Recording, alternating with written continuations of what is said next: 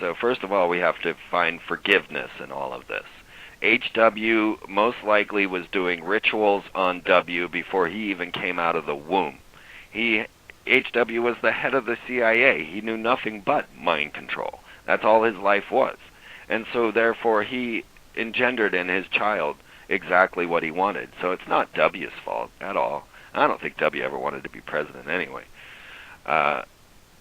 So we can't blame the people. And we also see the rituals being performed in front of us openly. Like, you don't think Lady Gaga made it to the top through her talent, do you? When we start to see what's going on in the high-profile rituals, then you start to realize, you know, they've always had control of music. Aleister Crowley was basically the father of rock and roll. When we start to see that there is a filter at the top that only allows certain groups to get up there, when you realize that Madonna's a Kabbalist, Demi Moore, Ashton Kutcher, you know, the list goes on, Britney and so forth, this isn't their fault. It wasn't Britney's fault to be a mind control slave.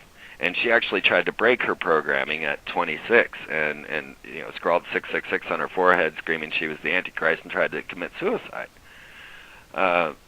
This is not their fault. So first of all is forgiveness. First of all is realizing that the people that are doing these things to us most likely are slaves themselves. And the second part is to realize that there is more to life than the mundane, more to life than just the simple political, economic structures that we believe life is about. And realize what people need to get back to is the original human nature. And I often suggest going out to a rainbow gathering where just people of every lifestyle come together out in the middle of a national forest. There'll be 10 to 30,000 of us, and we all just live as humans. And what I see when people come out there is actually, I watch the trauma base, the post-traumatic stress disorder leaving their body, because all of a sudden they're in a place of security. Out at Rainbow, everything functions around food, and that's a key ingredient to humans. And a key ingredient to show you that humans aren't in charge of the planet, because there's not a human I know that would bar food from anyone. And we realize that you start to see what is human, what humans are really like. Once you take people out of their normal situation and scenario, then all of a sudden they're bonding and everything's fine. It doesn't matter if they're Hindu, Jew, Christian, it doesn't matter. They all get along, everybody's fine.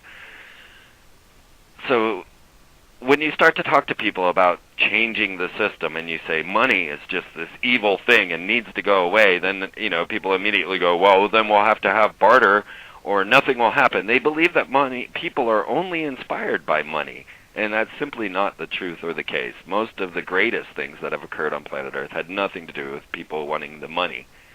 It is the dreamers, of course. And everything that we see out in our real world is coming straight from our head. The universe is mental. And so they incorporate the mental world. They engender the mental world. No one has had more control over our mental life than the modern ruler with television and movies and even the internet, which is brought to us straight from CERN, and www can also be read as 666. We start to realize... Exactly. And you know, generationally. So you've got your parents telling you to get with the system, and this is the right thing. I'm dealing with a friend right now who's trying to settle in. He's 21 years old, trying to find his life. What opportunities does he have? What inspiration does he have to go out and find his life? None. I mean, what are his choices? To go find a job that he doesn't care about, and then pay for a house that he's never going to be in because he has to be at the job to pay for the house. It's totally uninspiring, and that's what it was meant to be. And we're in this mental cage.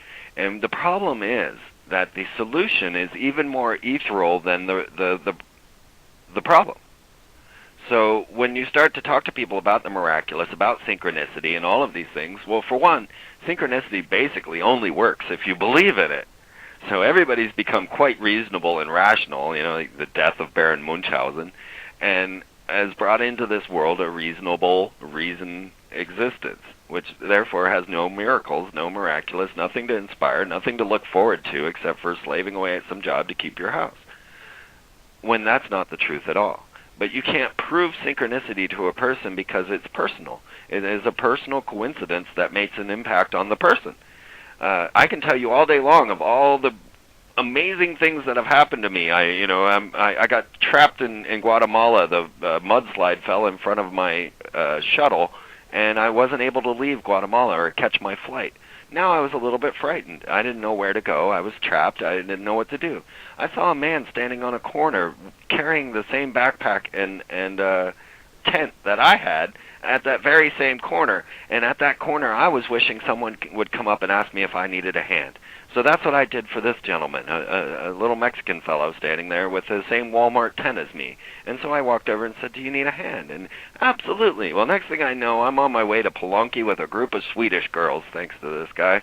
And it's things like that that will really spark your true divine nature. And once the synchronicities hit, once you see them, once you develop faith in them, then they just carry on and carry you forth. I never tried to be on TV. I never tried being here to talk with you. The universe conspired to make it happen. I never thought I'd be doing this.